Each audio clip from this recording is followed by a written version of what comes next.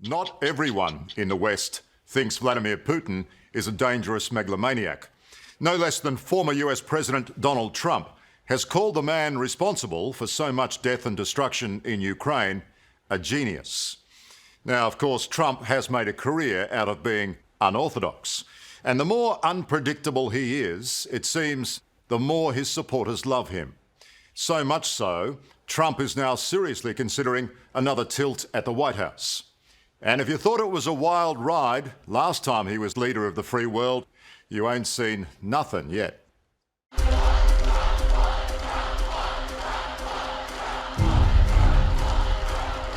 If there's one thing Donald Trump has taught the world about US politics, it's that definitions of fact and fiction are not black and white. The big lie is a lot of bullshit. That's what it is. In the aftermath of the 2020 presidential election, he's blurred the lines between defeat and victory so successfully, polls now say he's convinced more Americans than ever that grinners are the real winners. We will not bend, we will not break, we will not yield, we will never give in, we will never give up. And if anyone dares disagree with Trump's rewriting of history, they're forever damned by his army of blindingly loyal followers. He's a great president, and he's going to do great things.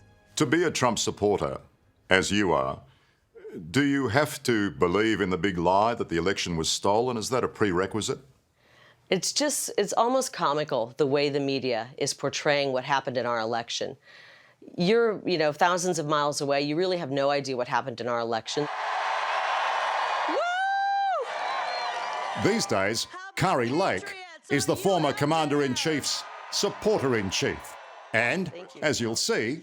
I've already told you we're done. Thank you so much. Along with eulogising Trump, she likes nothing more than giving annoying reporters free character assessments. I don't live in Australia. Are you actually a respectable journalist there, or are you kind of considered a joke? More of Kari Lake later. But first, a different take on why Donald Trump is plotting to once again stride the corridors of power. This is a man with a following of millions. We are witnessing, quite literally, the biggest cult phenomenon I think we've ever witnessed in Western history, is the phenomenon of people following an autocratic leader like Donald Trump. It probably doesn't sound like it, but Miles Taylor is a lifelong Republican. He was a national security advisor under President George W. Bush, and also worked for the Trump administration at the Department of Homeland Security. But far from praising his former boss, he fears him. What do you think is at stake for America if Trump runs for presidency in 2024? I don't think it's an exaggeration to say that the prospect of a second Donald Trump term is a threat to our lives, our livelihoods, and our way of life. I think if Trump runs again, it will so rip this country apart, it will be a public safety threat.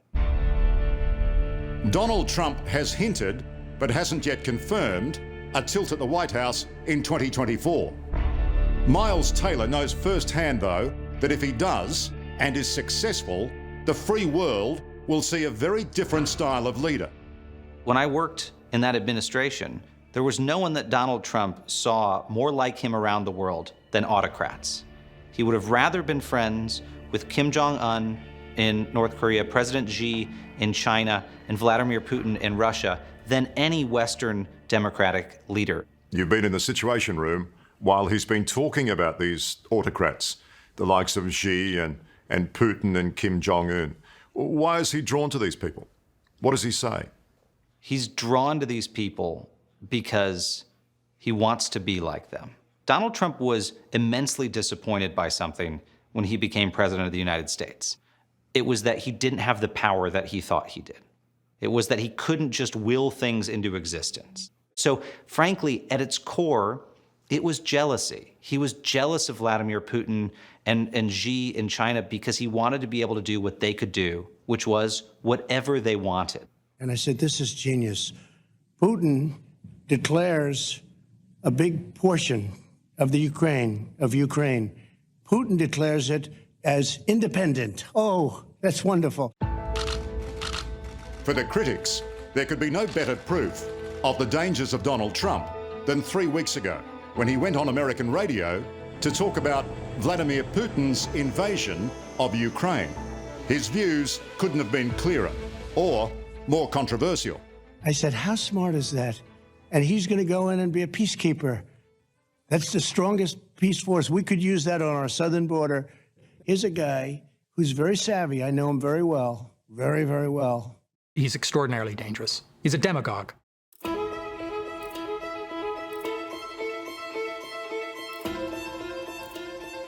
Canadian professor Thomas Homer Dixon is a political scientist and conflict specialist. He says Trump's refusal to accept Joe Biden won the last election has now forever damaged American politics. Do you think it's fair to call Donald Trump an extremist? Absolutely. Absolutely. This is a man who seems to have no respect for or even comprehension of democracy. I mean, he lost the election. And immediately after the election, he started to mobilize his forces to try to steal it, to try to block the legitimate political result.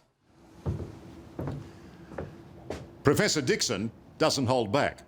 He says since Trump lost the election, he's turned against democracy and has done everything in his power to convince his millions of supporters their electoral system is rigged.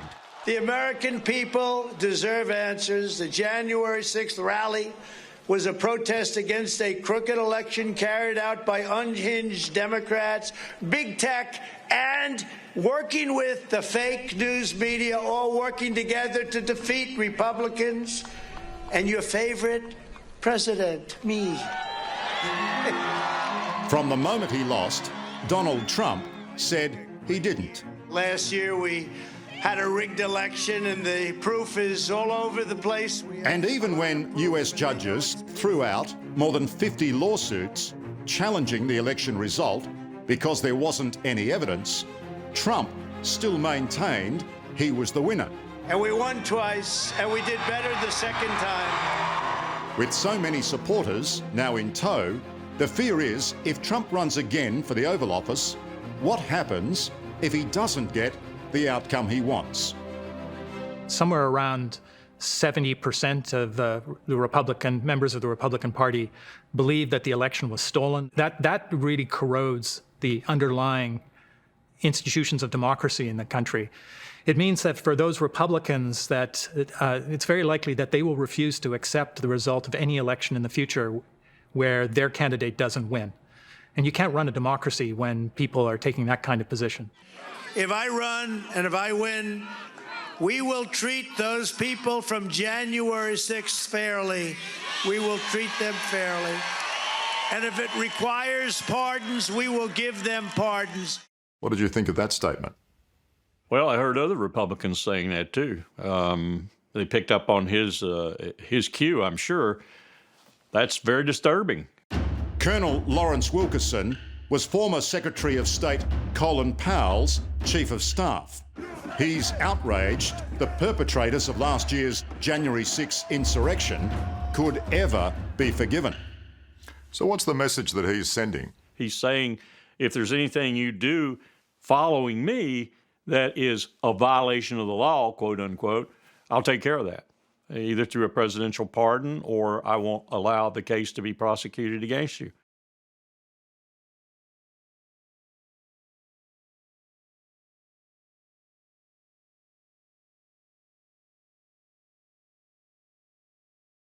Wins. And we will make America great again. His planning also includes a concerted effort to put his supporters in key electoral positions at a state level now, so they're in place early for the 2024 election. Yeah, there's a massive mobilization across the country by Republican operatives in all of the swing states that Trump needs to win, and decisively, where Democrats might win, but they want to be able to overturn the election results if that should happen. There's a deliberate effort by the Republican Party to capture the electoral machinery. Ladies and gentlemen, please welcome Trump-endorsed candidate Kari Lake. But of all the weapons in Trump's re-election arsenal, the most formidable could well be this take-no-prisoners politician. Her name is Kari Lake. And as you're about to see, you cross her at your own peril. You're trying to twist this interview Not at and all. trying to make me look bad. Ladies and gentlemen, please welcome Trump-endorsed candidate for governor of the great state of Arizona, Kari Lake. One-time Fox News host, Kari Lake, wants to be the next governor of Arizona. I'm ready to take a sledgehammer. These TV smashing ads have given her campaign a boost, but not nearly as much as being endorsed as the Republican nominee by Donald Trump. Do you guys love him as much as I love him?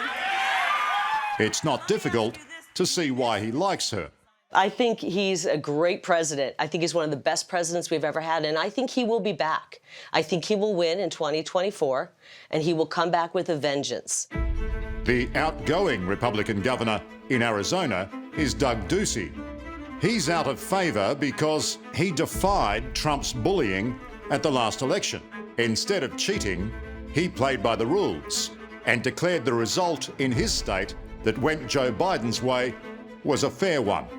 But Kari Lake reckons that's a nonsense. Well, considering how much already at the time information we had about serious irregularities and problems with the election, I would not have certified it right then.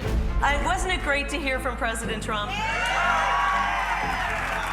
If you hadn't worked it out already, Kari Lake couldn't be more in tune with Donald Trump. Do not believe a word that the corrupt media says, that they're liars, and frankly, I think they're criminal. Yeah, they should be. I mean, some of them probably should be locked up. It's a toss-up who she loathes more, journalists or the officials she says stole the election from Trump by declaring Biden the winner. Anybody who was involved in that corrupt, shady, shoddy election of 2020. Lock them up. The point is, on a broad scope, on a very broad scale, right across the United States, you've had election officials, you've had court officials, you've had judges look at this. They've not looked at the evidence. They've not looked at the evidence. There's been no evidence. No evidence has been presented in a single court of law in your country that has proved there's election fraud. I mean, if that is true, if it was stolen, as you say, why is there no evidence a year down the track? All of the past cases that have been heard in court, none of the evidence was presented. We now have the evidence from the forensic audit. The forensic audit is evidence, and it can be presented in a court of law, and I hope it will be. People broke laws. They broke election laws here. They broke state laws here, and laws were broken. And it's really rich to have somebody from Australia coming here trying to tell us how our elections were run. I'm not trying to tell you how to run your voting system. I'm just trying to get a handle on how you view it. I mean, obviously, it's clear that what you're implying is that if you win, then it'll be fair. But if you lose, no, that's not what I'm implying. That's not what I'm implying. If you lose, it'll be rigged. No, I just told you, Liam, that we have lawmakers currently at the moment, probably at this very moment, working hard to put forth legislation to try to make our elections more fair.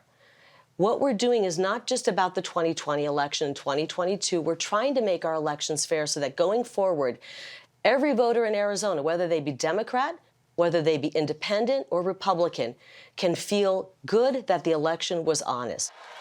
Kari Lake won't budge an inch. The system's broken and must be fixed. And millions of Americans agree with her, including an increasing number of US servicemen and women.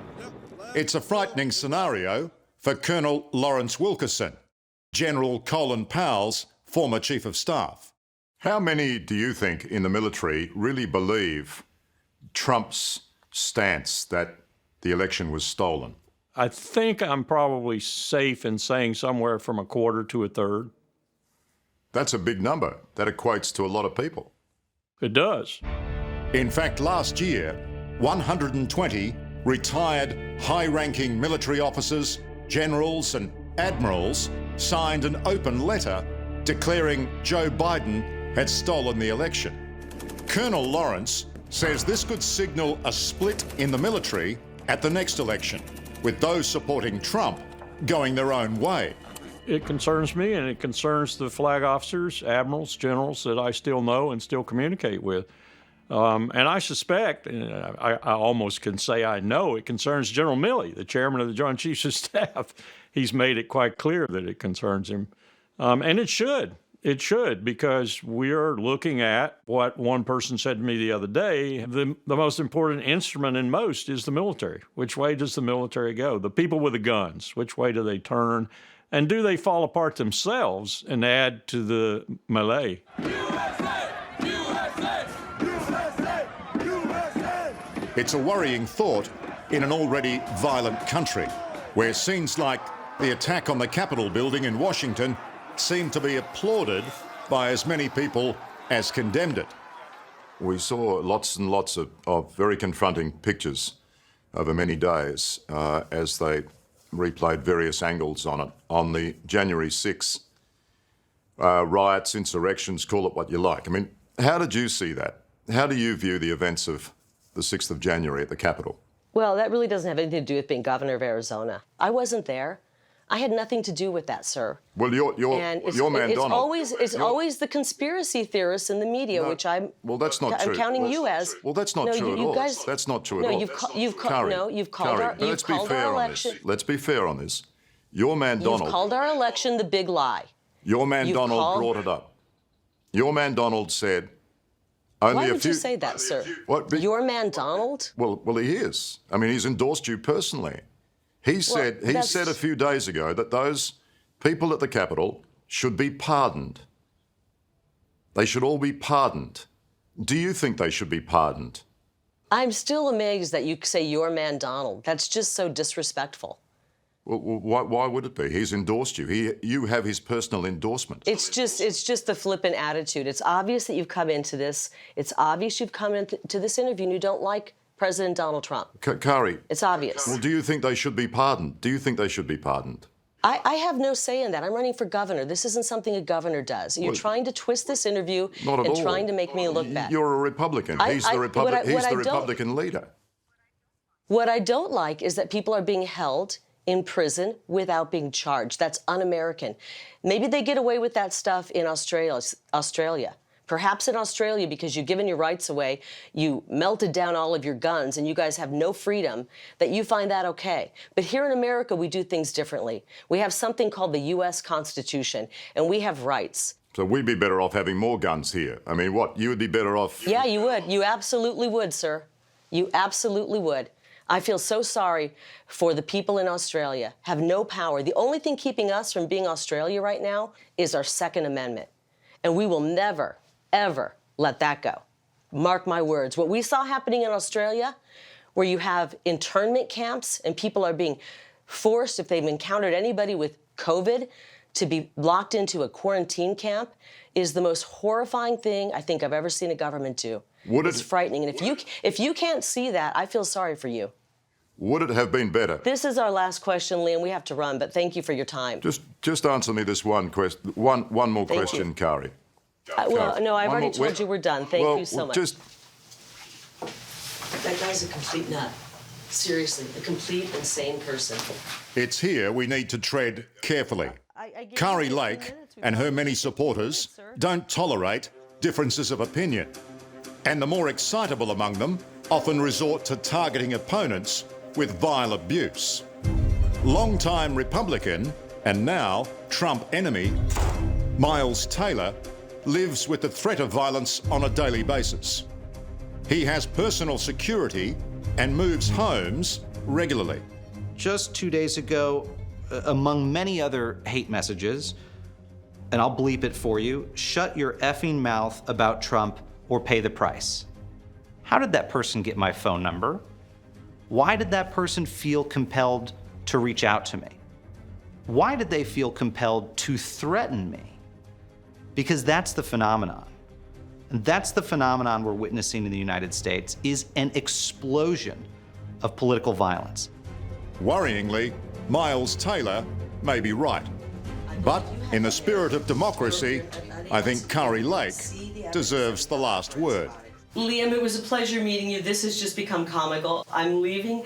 Actually, thank you for giving me a good laugh, because you actually make some of the crazy reporters and people at CNN look almost respectable. So thank you, sir. Appreciate your time. Thank you, Kari. It's been a pleasure. Hello, I'm Tara Brown. Thanks for watching 60 Minutes Australia. Subscribe to our channel now for brand new stories and exclusive clips every week. And don't miss out on our extra minutes, segments and full episodes of 60 Minutes on 9now.com.au and the 9Now app.